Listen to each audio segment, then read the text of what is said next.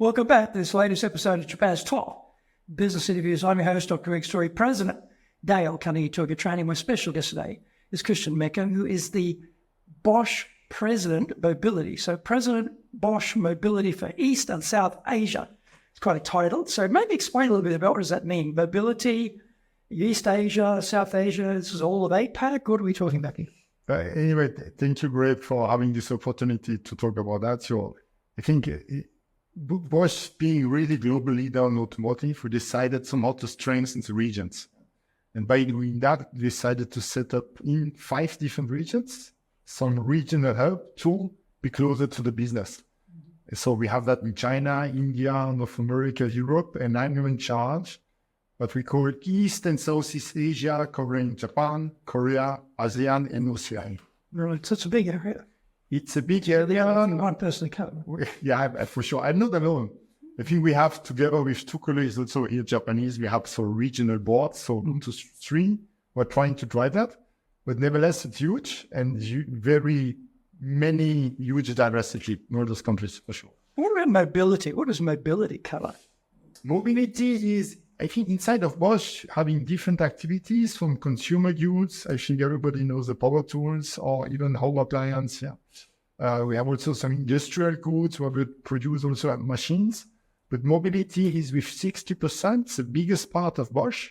And in mobility, I think we produce, develop products for our customers and our main customers. These are all the car makers around the globe. And this is then going from steering to braking to powertrain to cross computing to software to various we recommend. And for that, we are number one in the world. So give us a bit of the background on your career, how you managed to get to this position here in Japan as the head of mobility for quite a big regional area. Give us a little of the background, where your careers come from. Great for that. So I guess you can hear in my accent, so I'm French. And I started to work for Bosch in France more than 32 years ago. Wow. And at that time, it was funny because born in Alsace, I'm really fluent in German. And at that time, customers were not speaking really English. Yeah. So the PSA or the Renault people, not really. Our German engineers also not so. So my target was really to be as an engineer, making translation communication between German engineers and French customers. So this is how I started in the company Bosch. Yeah. And for sure, being young, coming from school, it was fantastic because you need to understand because you are the one and enable the communication. Yeah. And this word enabling, I think I will use it many times because for me, this is really part of the business. Yeah? And as a leader, it's very important. So started in France, then grew up in Bosch in France from engineering, application, went also to sales, to different products. So step by step, also different products. We have many products. So some of them very exciting, like selling a starter motor. So starter motor is really a commodity. Well, it's not easy to differentiate from one starter to the others, but nevertheless, it's important to make business. And having the biggest leader also located in France was not easy, but this is how we manage it. So started for that, and step by step, I want to do more. Then in 2006, I had the chance to come only once to Japan. So my manager also offered me, Christian, hey, I have a position open in Japan for you. My answer was no. No, really? Because I was not ready, absolutely not ready for that question. Eh? I expected maybe to go to UK, to go to Spain, to go to US, to country I knew a little. But then the solution was, hey, Christian, go to Japan. Yeah, and then for sure, it's such situation. It's not easy as a person, but it's also not easy as a family. The challenge was really then to discuss with my wife. So I called my wife. Hey, Marcus offered me to go to Japan. What do you think? Japan, no way. So then we took time. We discussed. And after 1 month, I called Marcus back, say, Marcus, we are ready to go. And we went. So with family, there were 3. Yeah, so 2 years, 8 years, 10 years old. For sure, they were crying leaving France. Yeah, well, they're French. But they enjoy it. And honestly, and this is an advice I can give for many people, most difficult decision for sure to take, but the best decision we ever took as a family. Yeah, and still everybody learned a lot of this experience in Japan. So more than 3.5 years done in Japan, went back then to France later. But it was good for all of us. Yeah. So you were here just before the Lehman shock, right? So you came around. I was here during. During, right? During. Yeah. And I saw many people leaving very fast at that time. Yes? Yeah. So a very big turning point in both ways. Automotive, somehow we had to survive. So for sure we had a down, but came back. But we had friends from banks, from insurance companies. Yes. I was in the industry, unfortunately, at that time. It was horrendous. I can tell you, it was horrendous. But good for you. And so you went back to France. So back to France, then in France to go again to more management positions. And then did your time in Japan, do you think, help you in terms of your career progression? Because this is a very specific culture here, how we treat people, communication. There's a lot going on here that maybe we don't have in foreign countries. And when you get exposed to that, your eyes sort of open up to a different world of possibility, how you're dealing with people. Did that help you? I would say yes, for sure. And always because and that time I was really in sales position. Yeah? Sales position is really interacting with customers, with people, but also inside. And Japanese would have to be the most demanding customers on the planet, in my experience. Exactly. And then you have to learn a lot, yeah? Understand what is the customer. So the respect of the customer. And this is in Japan, wow, yeah? This topico kyakusama. Yeah? Hey, you know, when you come back as a customer, yeah, you go shopping with friends or in Germany, you don't feel really that you are a customer. Yeah? You're an irritation. You're in their day. Exactly. But this was something very important. And behind that is really this topic to respect, to learn, to listen, and to understand that this person in front of you has the power. Yeah? And somehow it's like dating. You need to find the good solutions to make business. So really, this is something I learned a lot here at this country. And then what happened You're back friends, and then, friends also, I think I was the diesel world at that time, and this was really highest level of diesel. Then to progress further, I think I have been invited also to go to Germany. Yeah, being a German company, Bosch headquarters in Stuttgart. But I was in Stuttgart from 2015 to 2020. And also here, taking also leading positions. And then it came 2020, so even before Corona, I said to my management in Germany, I do not want to continue. So I wanted to go back even to France, take a position in France. But again, proposal this time came from us, and Marcus again, but a different one. Different Marcus said, Christian, this time, are you ready to go back to Japan? This time I said yes. No question. This was expected. And then back to Japan, Corona time, 2020, difficult, come back. But luckily, I think I was known because since 10 years before, many people still in the company. So it helped me also to come back. And also probably on the customer side too, although you probably changed business, I guess, in that time. But you had contacts in Japan. I had contacts. People knew you. An organization still for that. I think automotive has not changed so fast. Yeah, products slightly different, but the relationship is the same. So then came back. And then Bosch also has not yet decided the new setup of Bosch Mobility. But this is a plan that started in 2021, where exactly leading now to the position I have today. Because at that time, this regional board was not existing. But this is one of the main tasks I had, is really to set up which kind of organization do we need here in the region to better support the business. And now this is now where I am today. And so if you think about your first time here and this time here, and the second time, what things did you find were challenging as a leader? Because, you'd have experience in France, you dealing with the German side of the organization, Europe, Western world. Then you come here and you say the customer position is entirely different here. And so things have to be adjusted. What were some things you found, okay, this is not what I expected, or either good or bad, or I'm going to have to change something here, and I didn't expect that? What things sort of popped up for you? I would say, honestly, my first reaction was English skill increased a lot. Oh. In those last, it's nearly 15 years, on the Bosch side, but also on the customer side. Yeah?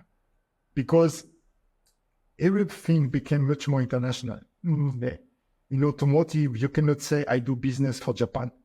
because our customers are anyway global, and our products, our solutions are also global. And we have 30,000 people working in India making software. And it's the same for our customers. 30,000 in India making software. Yes, for sure. My God. Yeah, and that's why, and everybody has many people there. Yeah, so that's why it changed.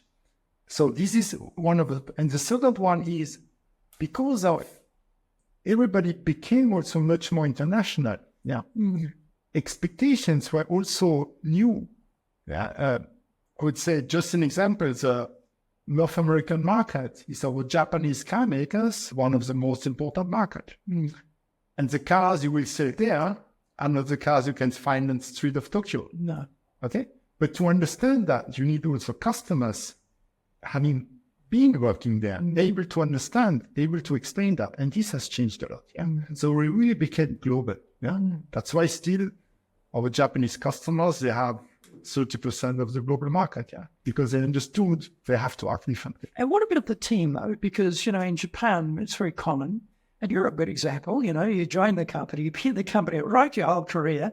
And that's very typical in Japan too. People have joined Bosch many, many years ago, and yet the world has moved and, as they're becoming more national, but maybe, they're not becoming particularly more international, they're very Japanese. Yeah. And you're coming in and seeing those changes, but you've got to lead this team and maybe lead them into a new dimension of being more international and get the organizational structure start to change, and maybe their boss is sitting in a foreign country now. Or maybe their crew is sitting in a foreign country now and they're the boss. So how did you negotiate that change with the teams you were leading? I think key is, and those are my experience, if you give responsibilities, for sure you need the right people. But if you give responsibilities, those persons in Japan are proud, they take the lead and they want to show their lead. Yeah? We are an international company. So we are also inside our company in a competition, because we have Chinese friends for sure, with wonderful Chinese customers telling, hey, give me the business, give me capacity, and I will do a wonderful future. If we don't raise our hands, then limited resources are gone. So it's really up to us also to be able to be proud, to defend, and to take these positions. And if you put those guys in those shoes, they very fast know how to work. And this is something I'm really impressed. And what about things that maybe were challenging as a leader? Like, for example, the speed of things. Sometimes Japan, from a decision-making point of view, very risk-averse, can be quite taxing to drive change. Things like that, or things where you think you've communicated the point. No, no one's understood it. Well, certainly nothing happened. I told you that, but then where's the result? What happened? Where'd that go? These sorts of things, do they come up? Yeah, for sure. But, topic speed is, I think it's something, as a leader in Japan, you have to learn. And you have to accept. I always use example to say, because, between France and Germany, same topics. Yeah? Is that right? Thinking, way of doing business, where acting is different. Yeah? But I think all those countries are able to send rockets in the sky. So, with their own process. So who are we to say that's bad, that's good? Yeah?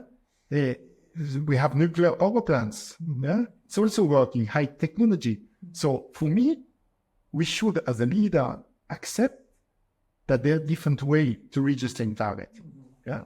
And this is something in Japan, as a foreigner, it's not easy to understand. But I have to accept it. And don't push or don't request them to change. Yeah. They will never become French or German. Yeah? But this is for me key. And behind that is also trust. Believe they can do it. Hey, all the cars you can see in Tokyo are Japanese cars made by Japanese people. Yeah. So and they're good cars. Exactly. They're good cars. So who are we to say, sorry, you should do differently? Yeah? The challenge is always, I think, if with my Japanese associates, if they have to deal with Japanese customers, easy. And they know how to defend. They know how to explain. But if they are confronted with European managers having no experience, then the problem starts.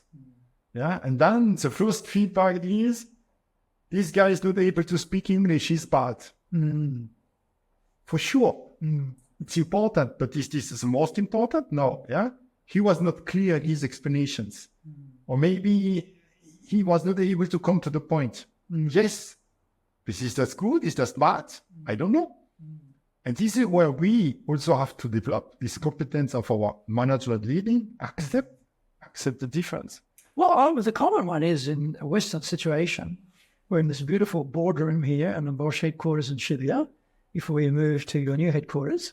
And we'd all come in the room and we've got a discussion, we have a topic and we'll have a debate and we'll exchange information, we'll come to a decision and away we go. Except the Japanese don't do it that way, do they? They've got some before this meeting. They're going out and, talking to people and, lobbying for what they want to have happen. And then the meeting room becomes, basically we rubber stamp an agreement that's already been made.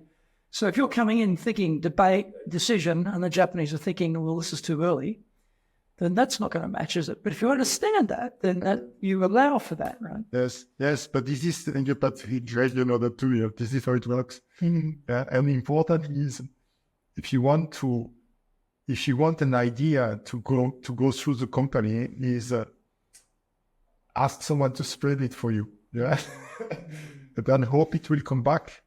Yeah, ask people to check before. If you do that in a too frontal way, yeah, then the chance or the risk that people say no is high. Yeah, and then you failed. Yeah, it's actually usually they're not saying no. They're usually saying, well, let's study that more, or have you considered this, pick a list of all the possibilities that go wrong. So usually it's no to a quick decision, it's no to, in its current format, we don't feel comfortable, we've covered all the bases, so that risk-averse nature. I find that myself with my team, and well, I've been here 39 years, you think I've learned by now, right? Sure. So I got this genius idea, let's do this. And all I get is negativity. And I have to be reminding myself, okay, they're not against the idea. They're just against doing it immediately. And we have to work our way through this a bit slower. I have to adjust myself to remember that. But if you don't know that, you think, I agree. They're disagreeing with me. They're not on board. They're not cooperating. They're not motivated. What's wrong with them? This is a key topic to be leader here. Yeah.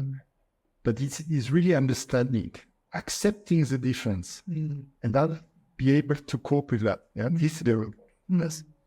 And what did you find worked well to get people engaged to follow you as the leader? What things worked for you?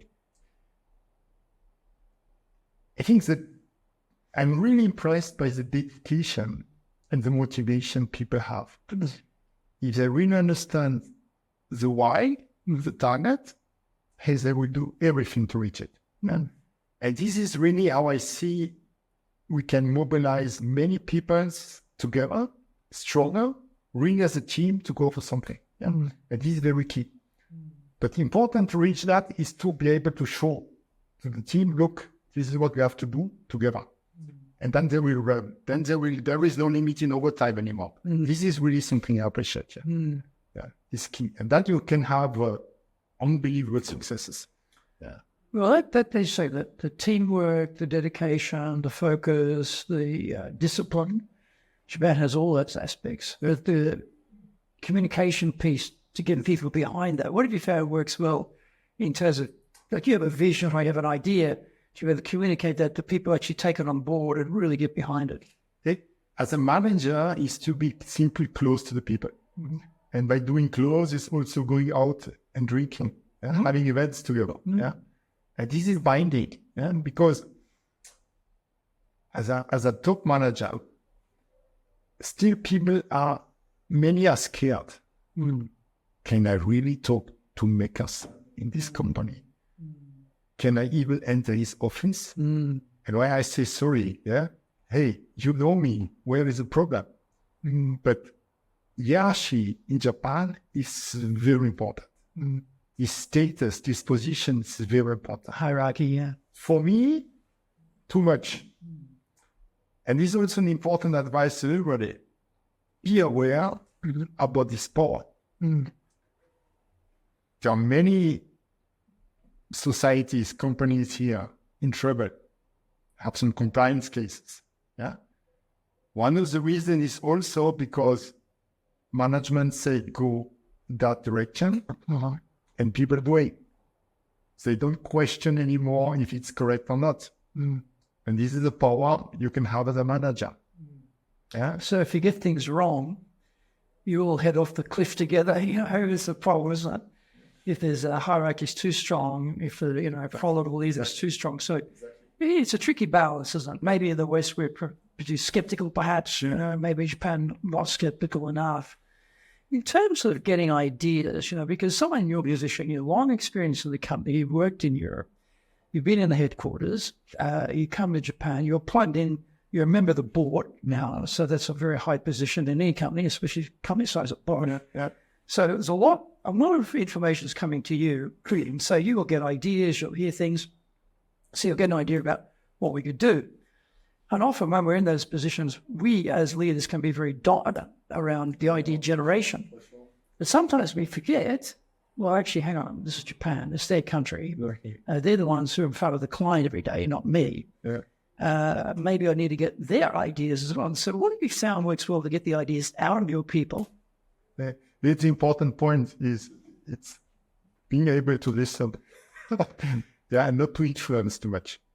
Because again, sure, and my colleagues will be very kind and say, for sure, make us on your rights, all fine. Yes, but yes, this is what they said, such as this OCG, it's flattery, it's not really real. Important to listen. But at the end, I think if you want people to be creative, you need to create a good environment where they see the benefit of that. And we have some entities, for example, two-wheeler activities. So we develop a braking system also for bikes. And this one, the headquarters of these activities is in Japan. Right. Okay. So for that, out of that, we are leading worldwide. Then we have to create functions here. And this is really great. Then for sure, you need the good guys, you need the bikers, you need the new engineer. But they are proud to create. So it's made in Japan for our customers globally. And if you have this environment, then you have much more coming out. If you just have at the end to apply an idea developed somewhere else, your motivation is also low. Maybe you can apply it better, but it's not the same. So really having interesting jobs that people can create, develop, this is fantastic. And then they're proud to share. Hey, we made it here. And what is key then is also having the rest of the organization also being ready to listen and say, hey, what you have out of Japan is fantastic. Let me use it also here. If you come to this balance worldwide, then you have a very growing organization and learning. Well, in many ways, I think the Japanese further development of technologies and ideas is very good for them. They're very good on the Kaizen. Yes. You come up with something and they go, well, I think we could probably improve that here and here and here. And they do it. And so like a constant process. So even something that is not coming from Japan, they can make it Japan, I guess, by making it even better. And that, I guess that is maybe often Japan's criticized for not having major technological leaps because there's so much emphasis on the Kaizen. So I guess you've got global big leaps in technology, and the Japanese Kaizen as a balance too. You're getting the best of both worlds, I suppose, so that works. In terms of building trust with people, you've raised in Alsace, speaking German, speaking French, working in France, working in headquarters, so you've had to adjust yourself, you said, as an enabler before, right? So you've got to build trust with people to have influence. You've got to be able to be flexible yourself. And then you came to Japan the first time. And it's 2006. It's quite different to what even Tokyo is today. So you've learned how to build trust in different environments. What do you find worked well for you to build trust in this environment? Being really close to people and taking time for them. And this is valid for associates, but also for customers. Relationship is really key in this country. Yeah? It means I don't do or give business to you just because you have the best product. I also trust you will be the best guy to help me in case we have a problem. Yeah. And this is key. Yeah. And creating that takes time, but gives also huge responsibility. You are not allowed to fail. No. Yeah. Because if you fail, I would say you would fail towards a member of your family. Yeah. Okay? Yeah. And this is fantastic. Give you an example for that. I think in the last 3 years ago, yeah, so worldwide chip shortages, yeah, so the complete industry was running out of chips, and then for sure we had to fight. And it was interesting to see the behavior of our different customers, yeah. So some customers really demanding huge pressure, deliver, yeah. And you have to, because you are the best customer of you have to really highest pressure from C whatever. In Japan, it was much more. We are all in the same boat. We are all depending each other. But it's true. Because if I don't deliver, they also don't produce a car. And here the relationship was, hey, you know what to do? Hey, can I help?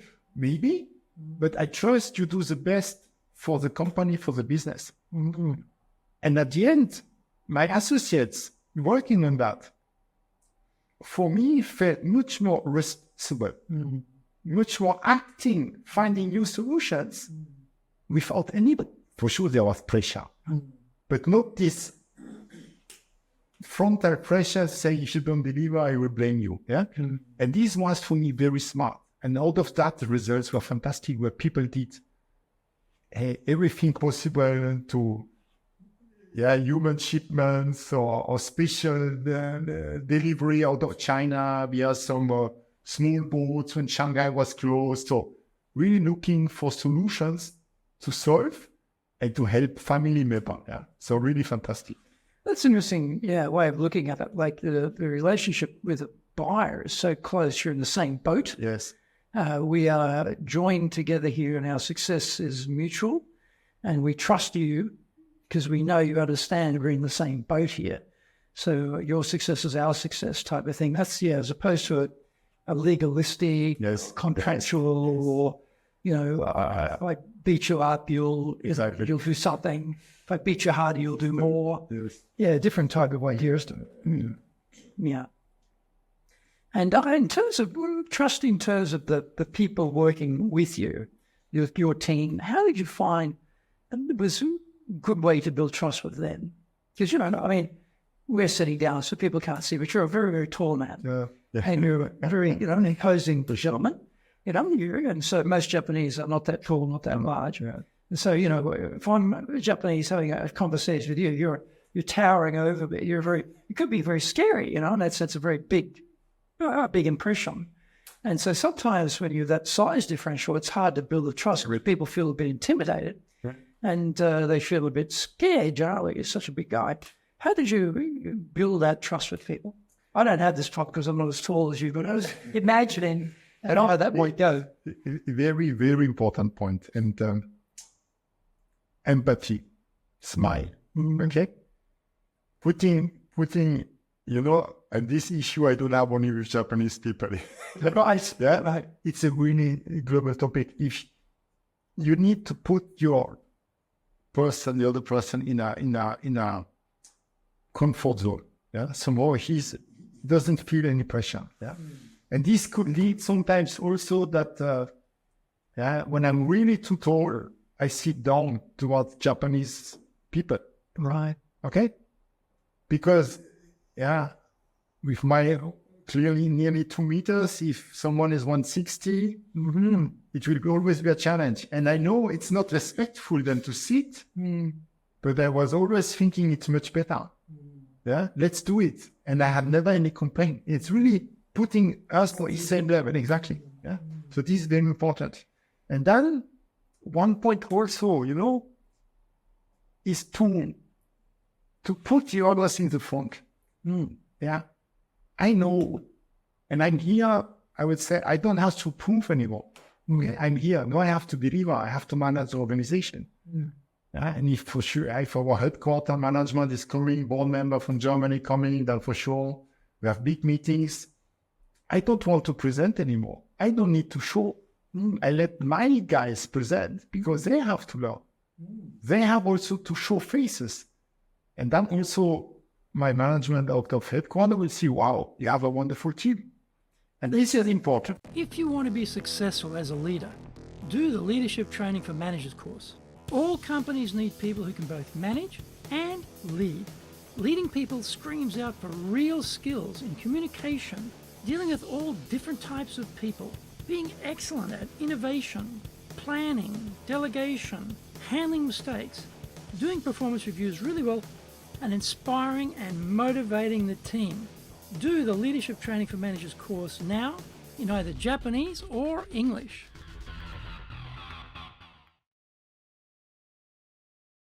Are you doing business with Japan? Do you really know how things work? Japan Business Mastery provides the answers. Do you have the right networks and know how to create them? Do you know how to get on the same wavelength with Japanese buyers? Do you know what being trustworthy looks like from the Japanese perspective? Japan Business Mastery is based on more than 30 years' experience in Japan and will become your go-to guide. Want to succeed in Japan?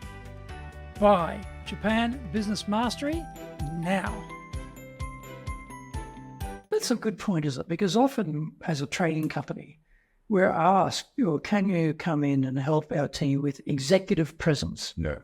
What do they mean by executive presence? They mean that when there's a big VIP meeting, instead of sitting there and saying absolutely nothing, not even one word, and try to disappear into the furniture, not be seen by anyone, to actually be able to get up and make a comment or give a presentation or ask a question or disagree and talk about the Japanese reality or something, to have some impact in the room. Because often with foreigners, we are used to debate, so we're quite loud and we cut people off and we'll jump in with our idea and, don't play by any rules particularly, but somehow we all work it out because we've grown up like that, but they're not like that. So the fact that you're enabling them to take a lead like that must be terrifying for them for sure at the times. For sure, the first time is shaky. For sure, the first time they try to read the paper, they see the paper is moving, but they have to go through that. Yeah? And for sure, at the end, they say, you did well, it was clear, or maybe you have to improve, maybe make it even shorter. But this is how people will learn. And if they have that a second time, a third time, then it will become also easier for all of them. I think, when I started, I think the first time was also a little shaky. Yeah. But this is for me important because it's also, I also feel I'm a foreigner here. Yeah. So I will not stay forever. I think our colleagues as Japanese they have to fight for their future. So don't give your future in the hands of foreigners. So please fight for it. Yeah. So this is a mindset they want to give. And this is not the topic. Yeah. And then straight. Well, I mean, what we find is when we give them the training, they understand, okay, there's a few levers I need to apply here, which will just change the dynamic. And a very simple one is voice. Yeah. If you've got a room full of people here, they probably won't want to put their hand up. But if they do put their hand up, it'll be very timid and everyone just ignores them, talks over the top of them. And so being able to say, excuse me, with strong voice, raise your hand, bit of energy, people stop, what's Tanaka going to say, And then Tanaka gets a chance to speak and then people listen because often they just brush aside. So it's doable. It's not that they can't do it, but the education system here doesn't really prepare them for that intervention and to how to have some command of a room and to, inject yourself into the debate, direct the debate, disagree with, the the big shot from Germany, you know, from headquarters or something. Can be done. That's one way. The other one is also, you see sometimes people also the moving the chair, so you see they want to do something. Then it's also inviting them. Yeah? So I do that when people I know they can respond. Yeah, and then say, Tanaka-san, what is your opinion? Yeah. And then they grab the chance, and this is good. And then people also listen. Yeah, because as you mentioned, I think as foreigners, we can start the meeting, we can end the meeting, yeah. But this is not why we are here, okay? And this is very important to have that in mind and really give this chance. And then people debate. And then if Tanaka-san is doing, then Nishimura-san, is doing, why not me? Why not me here? And then the others will learn, and step by step, I think the whole team is optimizing or learning. Well, that's a good point, because when you do it, well, of course, you know, of course he can do it, because Christian is coming from my headquarters, he's coming from Europe, he's used to this, but I'm Japanese, I can't do this because I'm not used to it. So, as you said, my colleagues have said, all my excuses just went away, so what have I got to do, right? In terms of culture, you know, you made a good point before about the Japanese need to own it themselves, saying we are here forever, and you need them to step up and represent Japan. So how does it work in terms of what you'll be able to do with a culture build? Because you've got Bosch culture, global culture. You've got Japan culture, which is country specific. Then you have Christian culture. You know, there are things that you've developed yourself as a leader and how you like to overlay that over your team. How did you work out to get the right culture balance between, you know, Bosch central headquarters culture, Japan culture, Christian culture as a leader, to get the right culture fit for your team? That's not an easy topic, because we have in the company for sure many initiatives. Yeah? So I would say work, win, lead. Yeah, like a Bosch. So work, win, lead, win, lead, like a Bosch. Yeah? So this is something we do globally. Because also here, I think even our headquarters became much more people-oriented company. Yeah, where because if you don't have the right persons, no way. So be closer, showing more empathy, that's something really as a global entity we developed. Well, how did you do that? Because frankly, engineers, right? Yeah. What are engineers good at? Technology. Yeah. What are they bad at? Communication, sympathy, people skills, right? So for really strongly centralized, you know, technology-oriented engineer-based led company, to make that move, to have that thought about, well, you know, communication, empathy, getting people involved, that's not a small job. So how did you guys make that jump? I think we changed. I think our current CEO is much more people-oriented. Okay? Right. For example, yeah?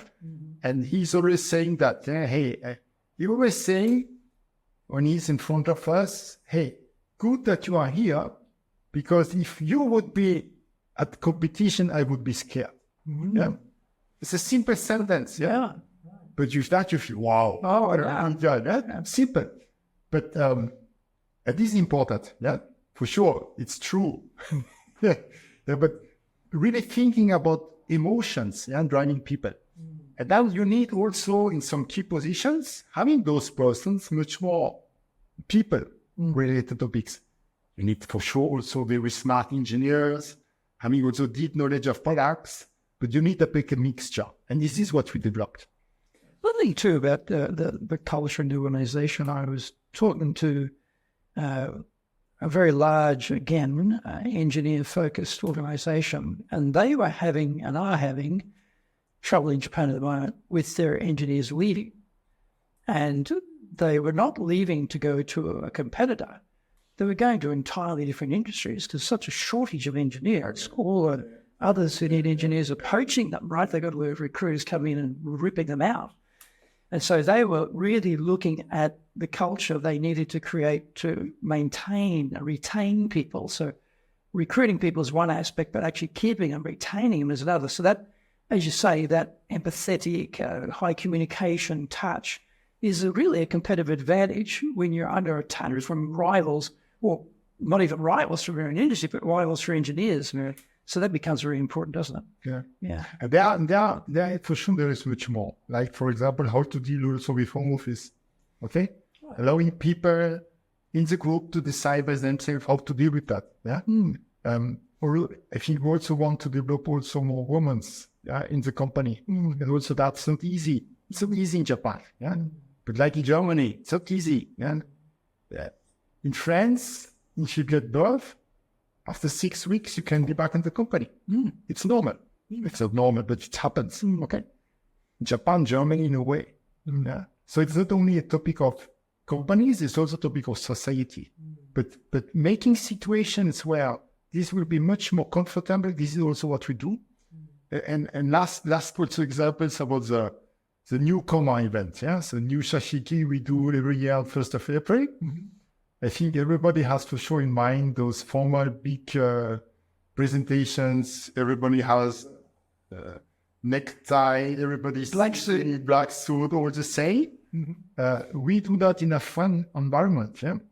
This year we made a contest of a dressing contest. So all the managers were dressed by different teams and crazy dressing. And then we went to the show and made the show, and this is how we made the team. Yeah. So always also say, hey, we're different. Yeah. And if you do that for sure every year, yeah, last year even Japanese televisions also made some video about say Bosch is doing that different way. If you also to say, hey, we can be different. Yeah. That's the other way. Japan loves uniforms. There's no doubt about that, and they love formality. I can't come into Australia, right? Yeah. Probably one of the most informal cultures on the planet. We're terribly relaxed and chilled and informal. So when you come here, the formality really hits you. It's like, my God, and it's right through the whole system. So for Bosch, again, to be able to switch gears and say, okay, well, you're joining Bosch, but we're a different type of company, and we're going to dress up, and it's not going to be black suits and, we're going to be like robots. We're going to do games and da-da-da-da. I mean, that sets a tone, doesn't it, for the start? And I think we know that currently 30% of 3 and 4 year intake graduates are leaving companies and going somewhere else. And I was watching some on NHK television the other day, like we're only the early part of April, right? And they were talking about people quitting already. They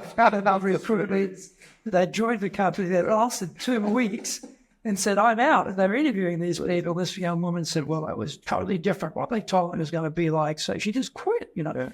And so, again, this ability to communicate what the culture's like, and for the culture to be the one that you're telling people it is, and for the culture to be the right one for the people, it's tremendously important. So the fact that you're doing that is very, very progressive. And I'm sure that media coverage you got would be seen by young people, particularly as very progressive. Oh, that sounds like a good company to work at. That sounds like the sort of place, because I want to have some more freedom. I want to have more leverage over my career. And so that's very well done for Bosch. And so if we think about, in terms of if you were going to be giving some advice to someone who's going to be sent to Japan, so they ring you up, Christian, I got this job. Okay. Well, I've been coming to Japan, run our organization there, but I don't know Japan, I don't speak Japanese, you've been there. Give me some advice. What would be some advice you'd give them on how to be effective as a leader in Japan? I think it's the first would be take this as a chance and a wonderful opportunity to learn about complete new society, complete new culture, really people-oriented, and you will create memories forever. Yeah? So it will be positive. But for sure, accept, come like a child, ready to learn, ready to listen, accept the difference. Don't try to impose your style. Trust that this organization is able to act. For sure, you need to adjust, but trust, because they were here before you, they will be here still after you. This is how you have to deal with that.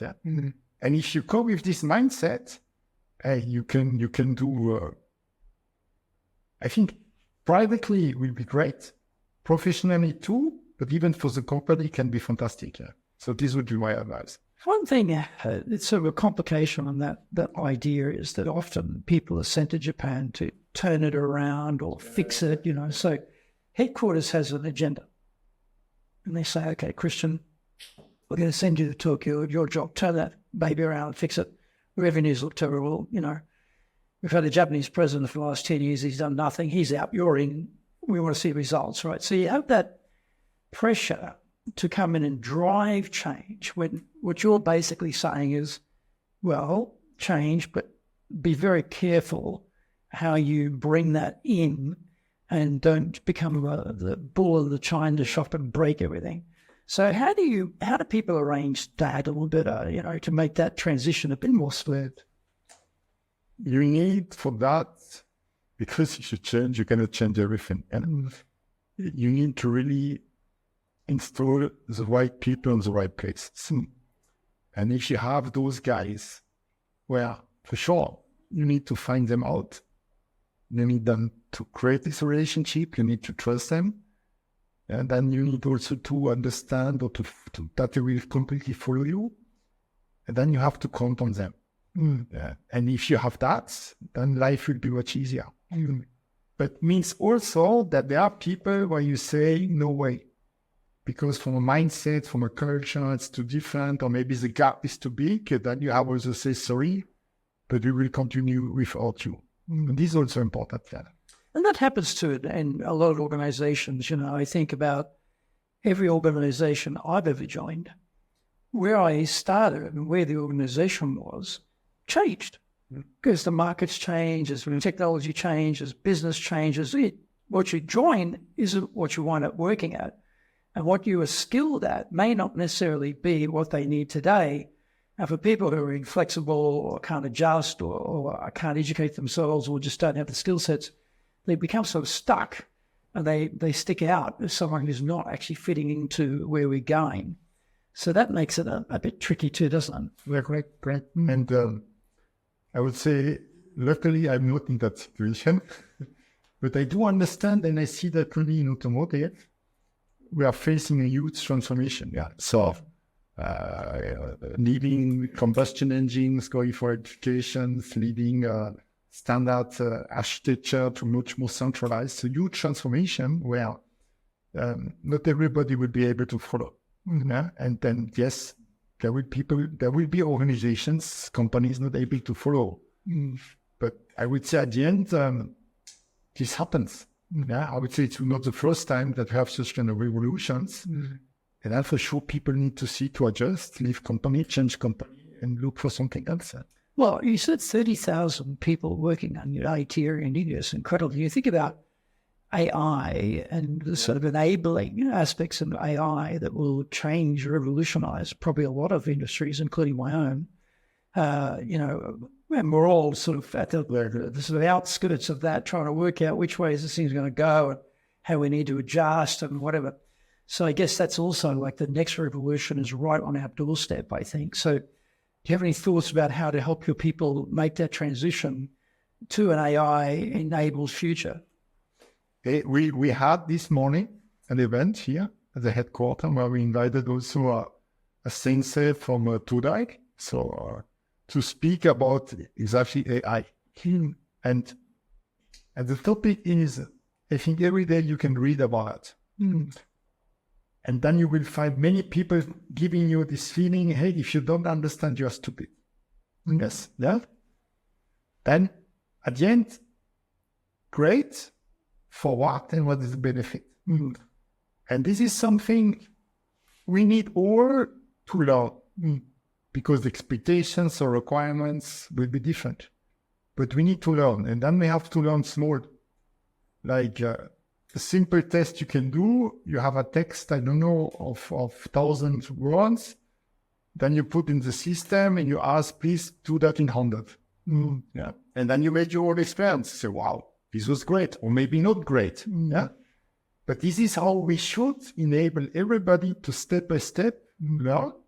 The first point. Second is, and this is also what I said today, I expect younger generation to teach me and to help me to understand. Yeah. So this is reverse senpai. So by saying that, it's also say, hey, we count on you. don't expect me to tell you what you have to do for AI. You should know better, and I'm ready to listen to you. And this is not also something really common. Yeah. So we need to say, sure that, but at the end, it will work if it's convincing, if you see the results. Yeah. Those topics of saying, hey, with that you can increase productivity by 15%, great, fantastic. Show me that we can make the software code much more automatic. Great. Use it. Show me. This counts. For some areas, like translation business, for sure, it will be a disaster. That's incredible. Yes. Yeah, I used Google Translate quite a while ago, and it was only playing. But today, and I use it now, I'm just shocked. I agree. I'm shocked at how good it is. I'm like, okay, that seems really improved. It's going to get better, I guess. Yeah. What about as a leader? Have you found any habits that have helped you to be successful as a leader that you've developed over the course of your career that worked for you? I think as an habit is don't work too long. Okay. It means also being aware about your limits. Yeah. Hey, if my body needs to rest, then I have to rest. Yeah. And it's not by working 12 hours every day that I will be better. So it's really to say, no, game over, stop for me. And so this is for me a very important topic. Yeah. And I don't think as a leader, I'm judged by the number of hours I'm working or spending. Yeah. I'm much more judged by the output that my organization will deliver. And to find the way how to do that, I can also maybe find some wonderful ideas by walking in Shibuya. Yeah. So it's not only being office, it's also taking time for thinking. And so this is for me important topic. The other one is take notes, put down things. And we have so many things to manage in parallel. Yeah. And sometimes for sure, we cannot store everything. Yeah. So put it down. Yeah. Even sometimes overnight figure was put it down. Yeah. And this is key. Really still, so I'm still using paper. I'm still using a pen. Sorry for that. But me too. Well, there's a saying in English. I don't know if you have this in French or German, but the faintest ink is superior to the best memory. Yeah, it's somehow true. It's true. Somehow true. Like as I get older, I find that I have to write things down because I just can't remember it anymore. Exactly. And this is key. Yeah? Put things down because then you can for sure. And then you have wonderful tools also. So I use also for sure some digital notes. But this is key because you will meet people regularly from different areas. Yeah. What have you discussed last time? You can follow up. Yeah? And this is for me good. Because this is also showing to this person that you are not only listening, that you take that seriously, and that maybe you follow up some topics. Yeah? Showing also some interest, I think, to pick empathy. Yeah? And this is key. Yeah? So this is would be some advices. What about resilience? Like we have ups and downs. Resilience, who could anticipate COVID and something now? Got a land war in Europe. I mean, the Middle East is blowing up. I mean, it affects businesses all over the place. What have you found has worked well for you to stay resilient, to stay strong and keep going in spite of how difficult things get? I try to be always positive. Yeah, and smiling even in difficult time. What is sometimes understood by many people, wow, he's not serious. Oh, they see people wondering, okay, or it's too light. Yes, exactly, too light. Yeah. And I do remember German mothers were told me, you cannot smile so often. Yeah. And I always be more serious. Oh, yes, exactly. Yeah, because then you're not serious. Yeah. Yeah. And it's something I do remember that for sure I have to reflect. Why is he saying that? And yes, there are still many people don't accepting this, in French we say légèreté, yeah? This topic to be so light. Yeah? I say, at the end, hey, we have all problems. Yes. And we have all problems to solve. But is this increasing my chance to solve them if I look really serious inside? Or is it better if I'm positive and seeing people maybe they want to work with me closer?